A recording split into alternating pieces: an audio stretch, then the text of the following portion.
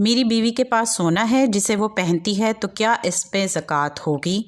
एक और सवाल है कि मेरी बीवी के पास सोना है, वो इसे पहनती है और वो हद निसाब को भी पहुंचा हुआ है, तो क्या इस पे ज़कात बनती है और ये ज़कात मुझे देनी होगी या मेरी बीवी को देनी होगी?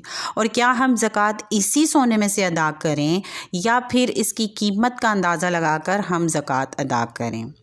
तो देखें, सोने चांदी के अगर ज़ेवरात हैं और वो अपनी हद निसाब को पहुंच गए हैं तो ज़कात वाजिब है। अब हद निसाब क्या है वो हमें हदीस से पता चलता है कि 7.5 तोले सोना या फिर 52.5 तोले चांदी किसी के पास है और उस पर साल गुज़र गया है तो फिर आपको ज़कात देनी पड़ेगी 2.5%। क्या है?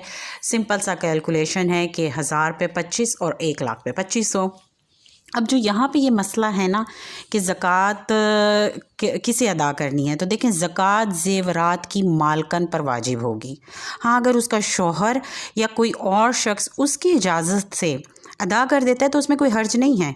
और ये भी ज़रूरी नहीं है कि ज़ेवरात से ही ज़कात अदा की जाए, बल्कि उनकी कीमत का अंदाज़ा लगाकर और फिर ज़कात जो है निकाल देनी चाहिए जबकि साल भी पूरा हो गया हो।